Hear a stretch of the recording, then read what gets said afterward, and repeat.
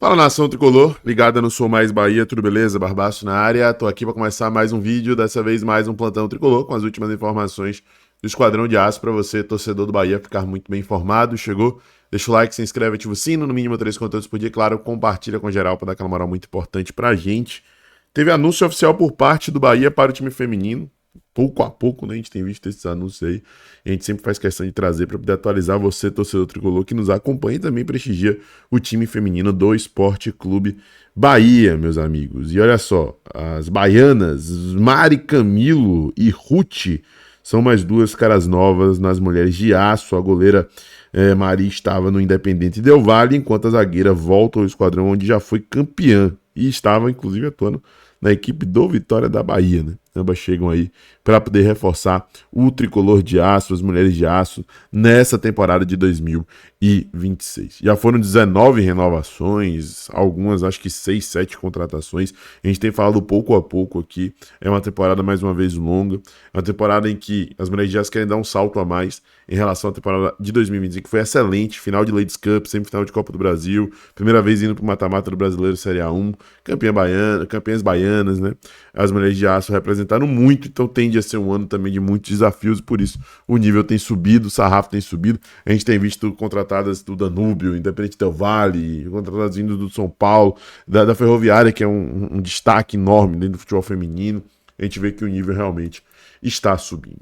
Vamos falar sobre convocações na divisão de base, meus amigos, de jogador e de funcionário. Vamos começar falando sobre ele, o Jonathan, lateral direito. Jonathan Marinho foi convocado pela seleção brasileira sub-16. Ele vai participar do período de treinamentos entre os dias 19 e 28 de janeiro. Nesse momento, nesse estágio, ainda sem disputa de amistosos, competições e tudo mais. Pode ser que tenha algum jogo treino nesse período da Granja Comari, mas é mais um nome que aparece na base do Bahia, que ainda não tinha tido convocação, o Jonathan Marinho, para a gente poder observar de perto, né? Sub-16, lateral direito, jovem, promissor, que já pode ser observado com mais carinho.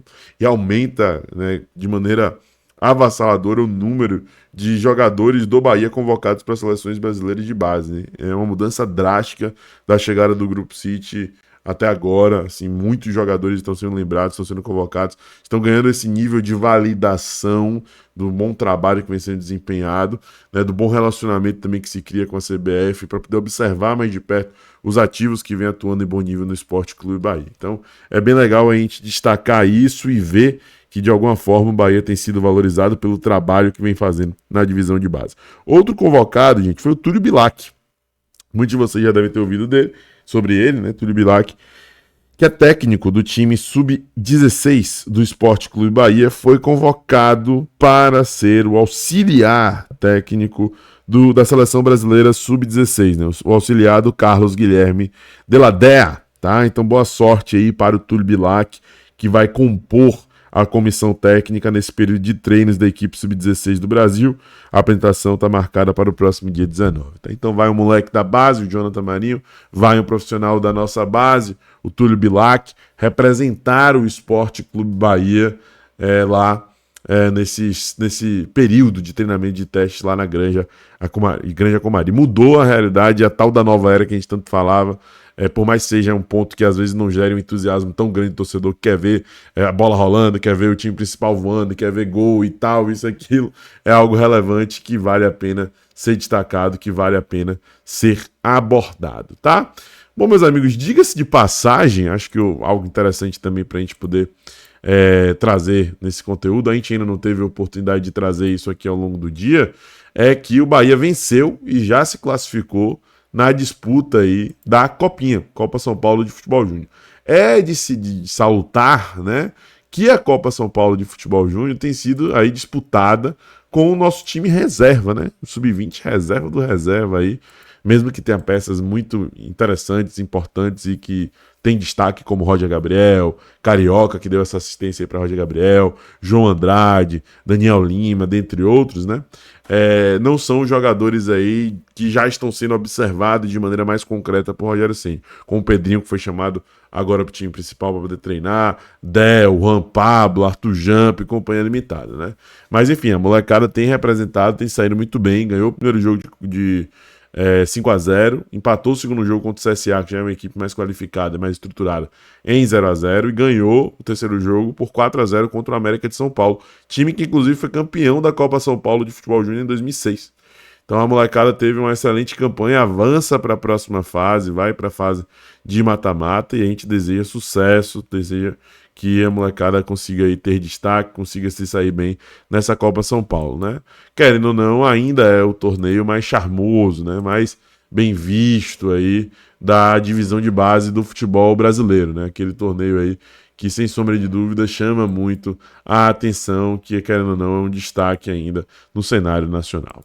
Falando sobre base, falando sobre destaque, a gente tem que falar sobre Juan Pablo. Saiu matéria da Bia Jesus, lá do Bahia Notícias, trazendo mais detalhes sobre essa situação de Juan Pablo, que renovou seu contrato com o Bahia até 2030. O Bahia aumentou sua multa rescisória, aumentou seu salário, e ele estava sendo assediado pela equipe do Corinthians. A Bia Jesus trouxe o seguinte: o Corinthians ofereceu salário dobrado para tirar Juan Pablo do Bahia, mas levou negativa.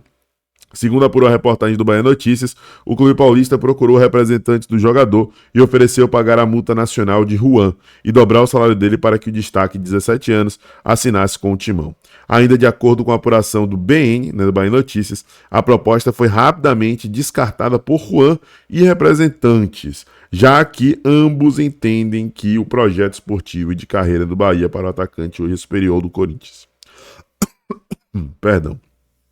Consoante ao GE, o presidente corintiano Osmar Stabile, conduziu os contatos por Juan Pablo, mas a investida parou na decisão do Tricolor de Aço em valorizar o jovem atacante. Então, Bahia aumentou consideravelmente o salário de Juan Pablo, deu melhores condições de trabalho para o atleta, aumentou a sua multa rescisória e agora ele é do Bahia até pelo menos 2030. É uma nova era, é uma nova realidade, é um novo momento, e situações como essa deixam isso muito claro, muito evidente, né? Juan Pablo é jogador do Bahia até 2030 e não tem assédio de time do eixo Rio-São Paulo, que hoje vai de alguma maneira preocupar o Bahia, deixar o Bahia temeroso, fazer com que o Bahia age de maneira irresponsável. Tudo que foi feito aí já estava sendo, sem sombra de dúvidas, aí programado, já estava sendo estrategicamente montado, pensado, analisado para poder ser feito da maneira mais inteligente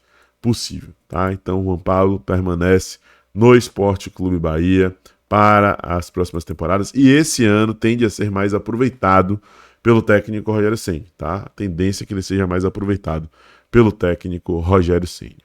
Para fechar o nosso plantão tricolor de hoje, mais uma informação do Endrio Ventura. Essa do Vene Casagrande.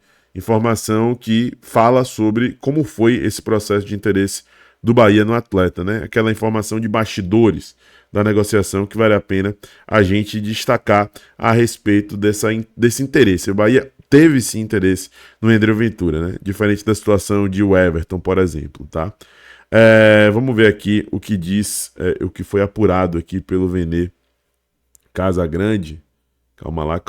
Primeiro ele fez essa publicação. Bastidores da negociação do Flamengo por Endrio. Em nenhum momento o goleiro esteve próximo do Botafogo. Quem disse sim, entre aspas, ao Alvinegro foi um dos representantes, que tem menor percentual do goleiro, mas sem combinar com as demais pessoas envolvidas na carreira do atleta. O Bahia esteve mais próximo de assinar com o jogador do que o próprio Botafogo, mas o Fla surgiu depois de José Boto receber indicação do nome em uma conversa com o principal agente do atleta. Com isso, Boto enxergou a oportunidade de mercado, goleiro valorizado e com chance de contratá-lo de graça. Inclusive, Gabriel Brasão, dos Brasão do Santos, continua na mira do rubro-negro, tá? Então tá aí a situação envolvendo o Endrio Ventura, tá? Então, Bahia, que realmente esteve mais próximo de fechar com o atleta, mas acabou segurando a onda. O Flamengo foi adiante para poder assinar esse pré-contrato com o jogador. O Bahia continua na busca por um goleiro nesse mercado, beleza? Se gostou, deixa seu like, se inscreve, ativa o sino e compartilha, que é muito importante pra gente. Tamo junto, um abraço, até a próxima. Eu sou Mais Bahia, eu sou Mais do Nordeste. E você?